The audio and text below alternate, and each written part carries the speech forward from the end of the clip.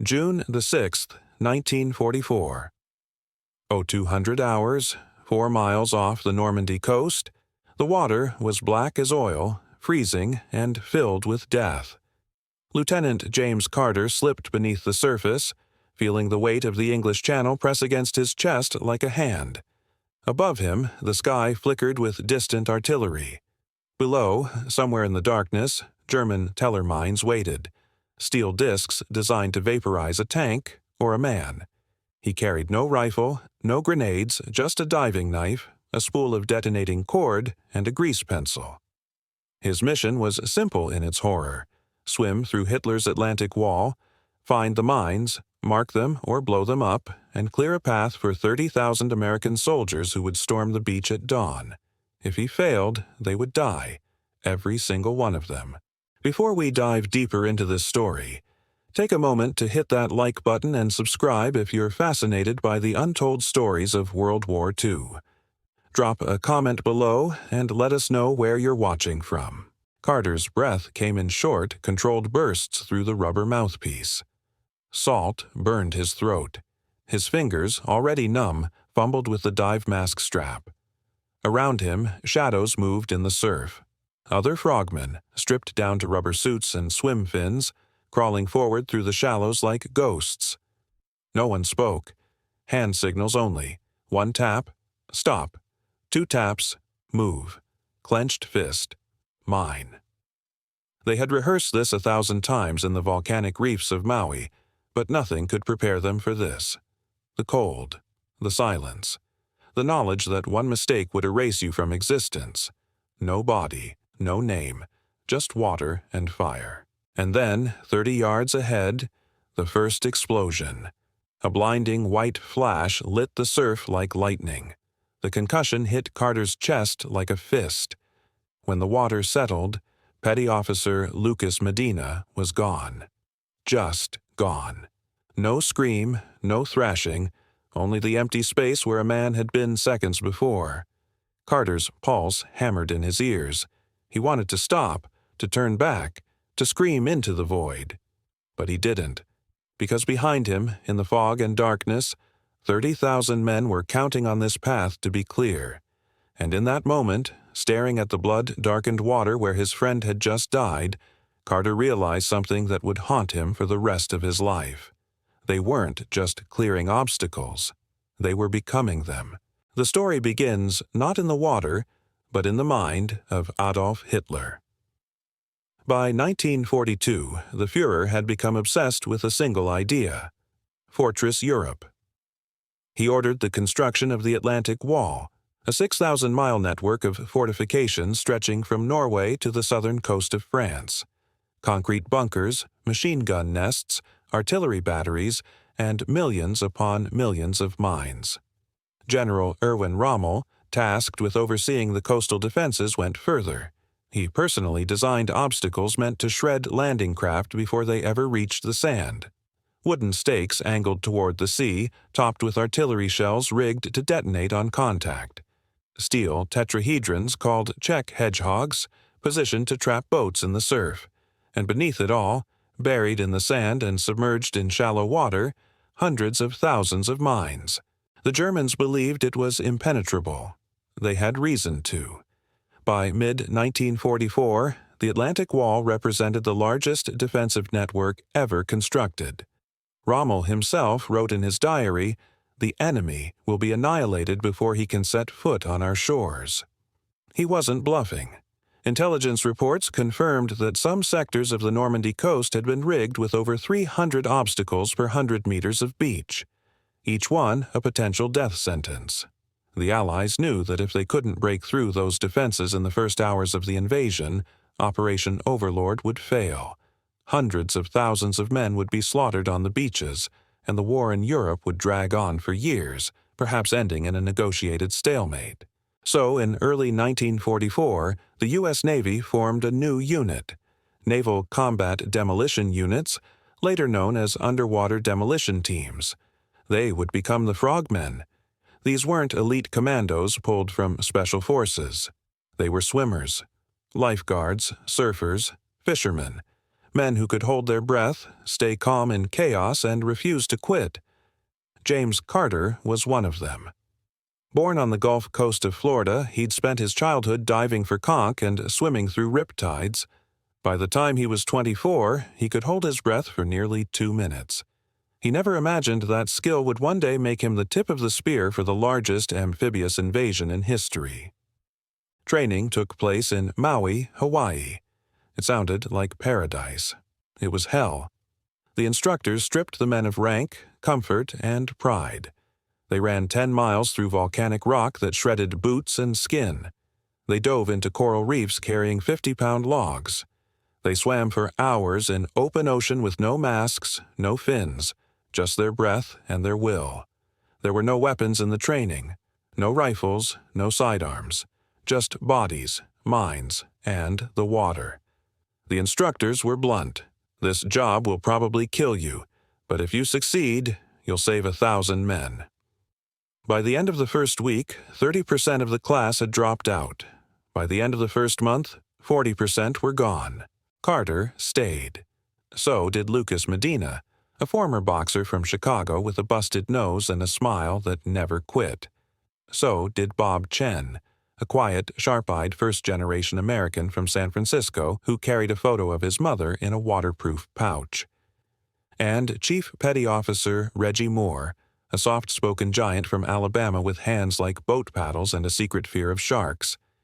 They became brothers, not through camaraderie but through certainty, the certainty that they would probably die together.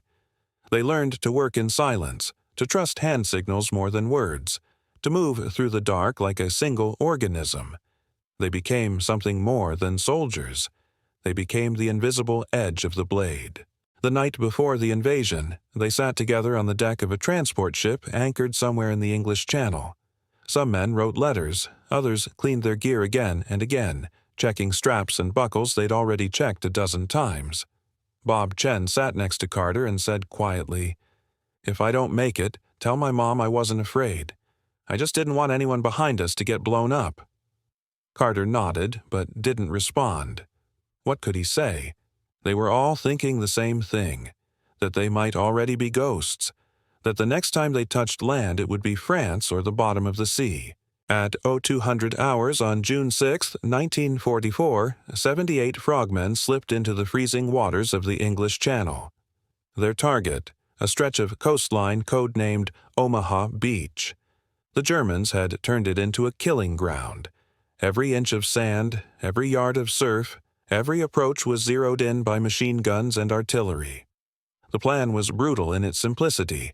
The frogmen would swim ashore under cover of darkness, locate and mark obstacles with colored tape and floating buoys, attach explosives to key targets, and detonate the charges just before dawn. They had less than 5 hours. No second chances, no backup. If they failed, the invasion would stall in the surf, and thousands of men would die in the water before they ever fired a shot. Carter hit the water first. The cold was immediate, shocking, like being punched in the lungs. His breath turned shallow. His vision narrowed. Around him, other swimmers checked their gear in silence. Waterproof bags filled with C2 explosives, spools of primacord, combat knives strapped to their legs. They moved forward in pairs, crawling through the shallows, feeling their way through the darkness. The tide was low, exposing the first line of German defenses. They rose from the sand like the teeth of some ancient beast. Czech hedgehogs, Rommel's asparagus, wooden stakes tipped with mines. And between them, buried just beneath the surface, more mines. Teller mines, S-mines, pressure-activated, tripwired, waiting. Carter reached the first obstacle and ran his hands along the steel. Barnacles cut his palms. He wrapped a strand of primacord around the base, fastened a blasting cap, and moved on. Then he heard it. A low, whining moan. Shellfire. The Germans had spotted movement. The sky erupted. Artillery thundered from inland bunkers. Shells landed short at first, then walked closer, bracket by bracket. Chunks of seawater exploded upward like geysers. The concussion knocked the air from Carter's lungs. All around him the night lit up with bursts of white and yellow. He saw silhouettes, other frogmen running, crawling, swimming between obstacles. And then, to his left, an orange flash. Reggie Moore had triggered a pressure mine while moving between two stakes. The blast threw him into the air like a rag doll. His body hit the water with a sickening splash. Carter froze. For one heartbeat, he thought maybe Reggie would surface. He didn't. No cry, no motion. Just still water and a floating demolition bag that had slipped from his hand. Carter forced himself to move. He crawled past the spot where Reggie had been, biting down every instinct to look back. Another team waved him forward. Bob Chen was already setting up charges on a cluster of tank traps. His face was pale but steady. They worked quickly, marking paths with phosphorescent buoys tied to anchors. Green for safe, red for danger. The tide was rising fast. Within 20 minutes, the markers would be underwater. Then, machine gun fire ripped through the surf. Tracers from the cliffs behind the beach. The Germans had figured it out. The frogmen weren't debris. They were clearing a way in, and the enemy was going to stop them. Carter dove low, barely above the sand, moving with the current, slipping between obstacles like a shadow. Behind him, a charge went off. One of theirs. It lit the shoreline like lightning. For 1 second, Carter saw the whole beach. Pillboxes, bunkers, barrels of fuel. Everything. Then darkness again. They were soaked, exhausted, bleeding from coral cuts, shivering so hard their teeth rattled. But they kept going. By the end of the 4th hour, more than half the team was gone. Killed, wounded, or missing. Reggie, Medina. Others whose names Carter never learned. Bob surfaced next to him, gasping, his goggles cracked. He said just 3 words. "We finish this." And they did. They placed the last charges. The sky was beginning to gray. In less than 30 minutes, the first wave of landing craft would arrive, packed with thousands of men. And they were counting on a clear path. Carter raised his hand, holding the trigger cord high. He gave the signal. Then the ocean cracked open. A series of synchronized explosions lit the coastline. One by one, the hedgehogs, log posts, and mine stakes erupted in columns of salt water and flame. The concussions slammed into their chests. The sea shook, and just behind them, like a tide made of steel and resolve, came the invasion. American landing craft poured toward the beach in tight formations. Higgins boats, LCVPs, amphibious tanks churned through the water, heading straight for the lanes the frogmen had just opened. Carter looked up and saw the first boat hit the path, exactly on course. The bow dropped. The ramp opened.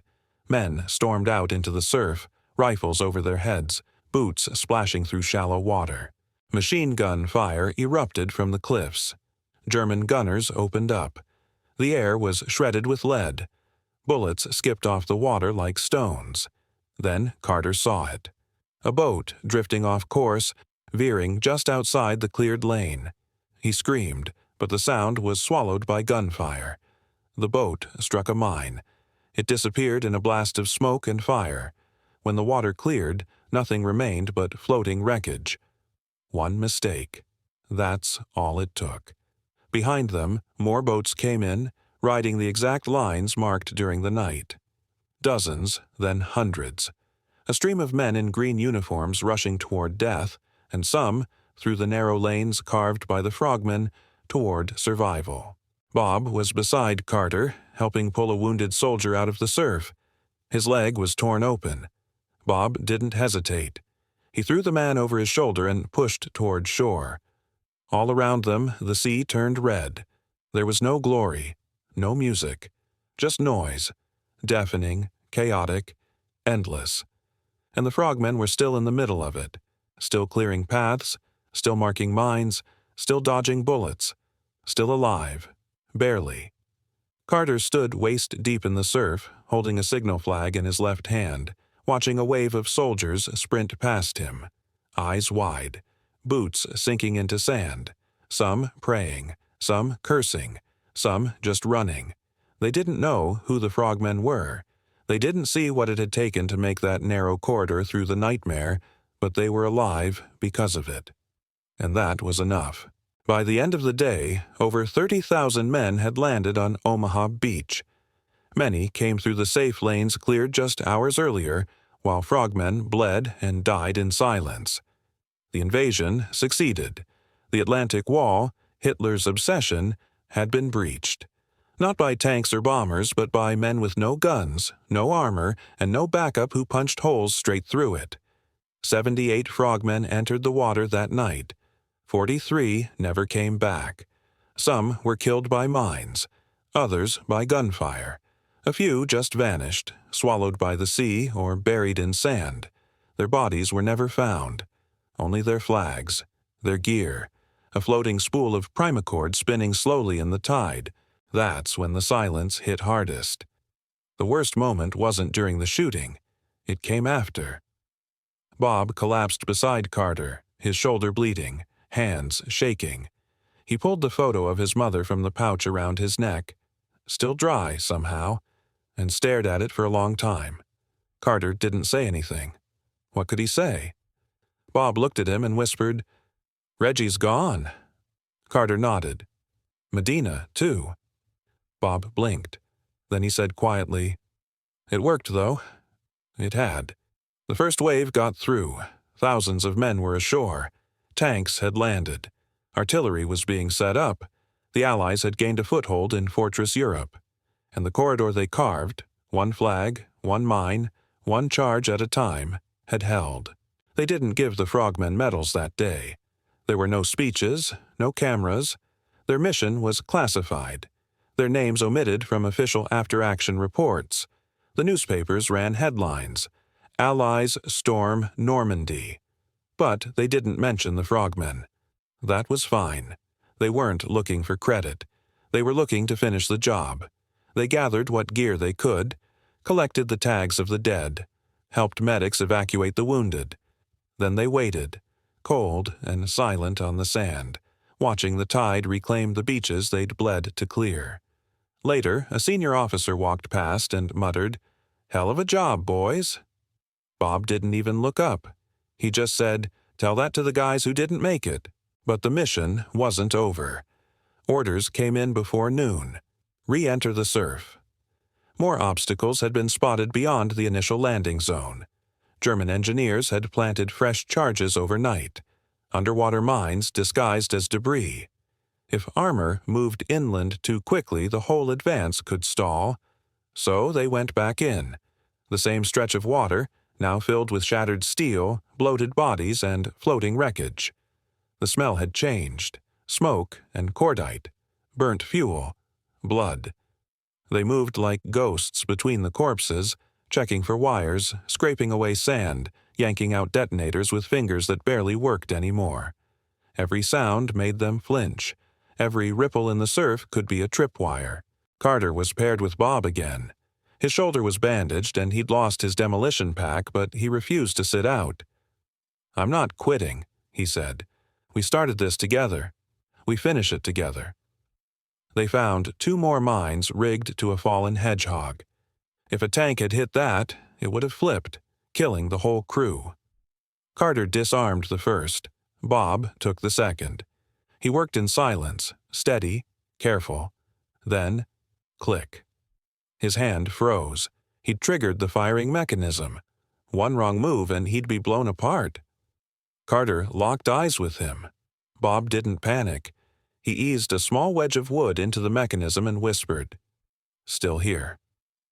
They finished the job and crawled back past the wreckage, past men who'd fallen before the sand could claim them. Reinforcements and medics poured in, stepping into lanes carved in blood and cord, lanes they would never know were made for them. By nightfall, Omaha belonged to the Allies, but the cost was raw. Thousands dead in a single day. Without the corridors the frogmen opened, the toll could have been far higher. They fired no rifles that dawn. Their weapons were breath, blade, and patience. Their victory was quiet yet decisive. Rommel's fortress cracked not by hammer or bomb, but by swimmers who bled into the surf so armor and artillery could follow.